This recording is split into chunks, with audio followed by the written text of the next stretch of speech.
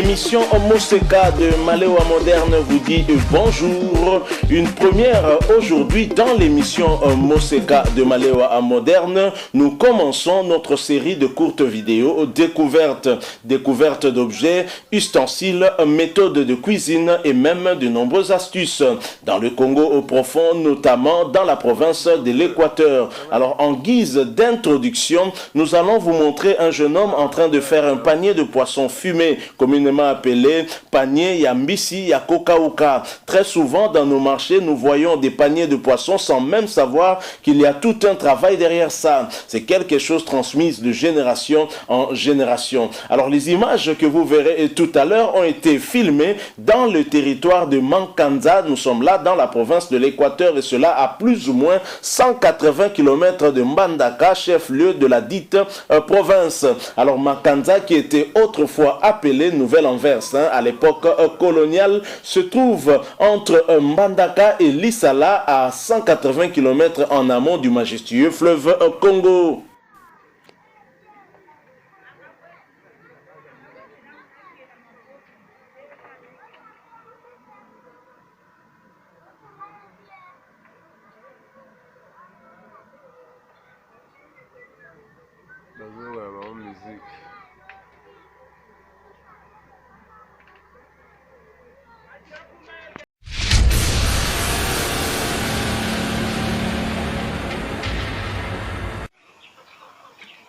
Bonjour, émission Moseka de Maléwa Moderne. Tonito la kisa bino ndenge nini basalaka bakangaka panier to mwa koli ya mbisi. Donc mbisi ezango eza na bassin. Donc ndenge ba préparaka kosala yango.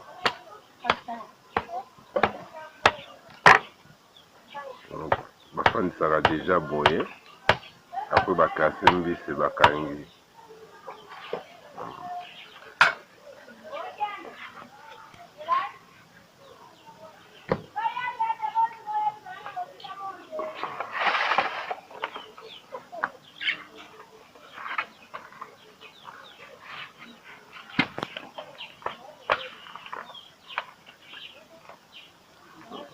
C'est vraiment art mobimba. Vous préparez bien, vraiment, classaka bien, puis kangi. On va taille par taille, puis ça lit coller.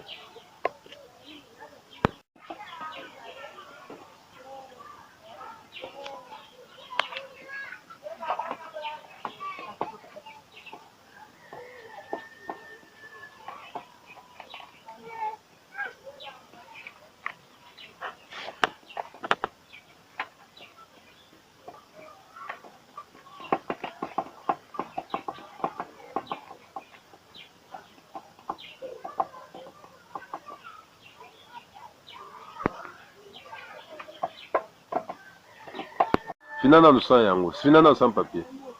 Tiana nous sans papier. Le monde a ndenge asalaka.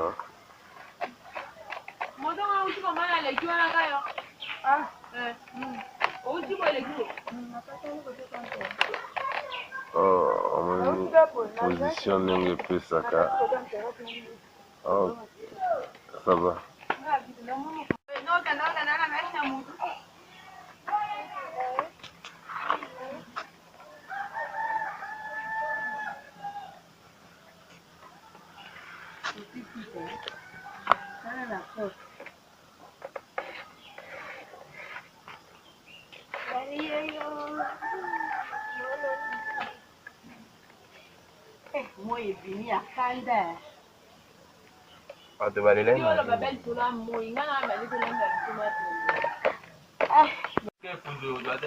Madame Kamanda. Non, putain, non, maman Kamanda. Ok, voilà, tu vas rapidement.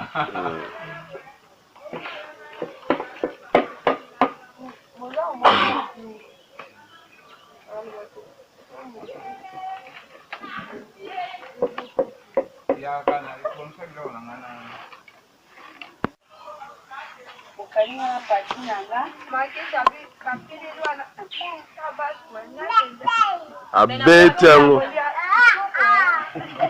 Pelele est vrai Damas. Pelele est vrai Damas. Tu me Pelele arabien, surtout quand on va clamer vraiment.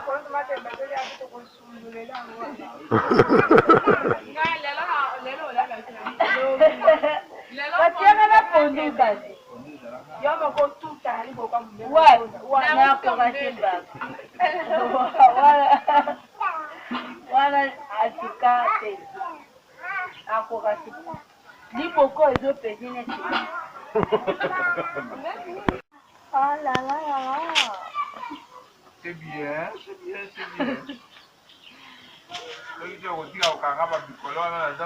Donc, comment on l'ipole? L'ipole. Quoi?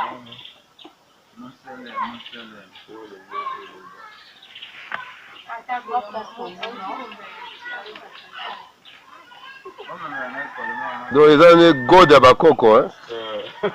Comment l'école à Bakoko, hein? Non, c'est. Bakoko peut pas dire vraiment maïle, hein? Oui, oui.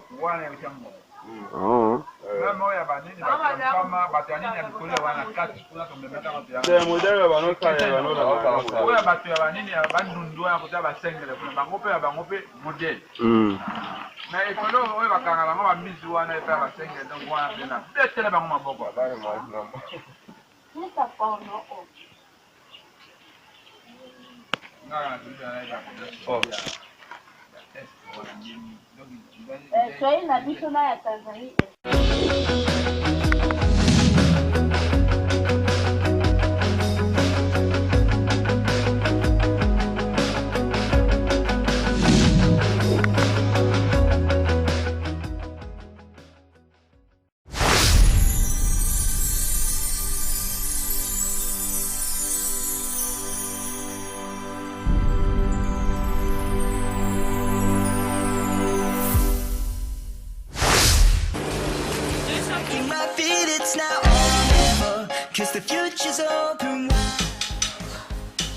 Très heureux de vous retrouver très nombreux, le fidèle l'émission Moseka de Malewa moderne.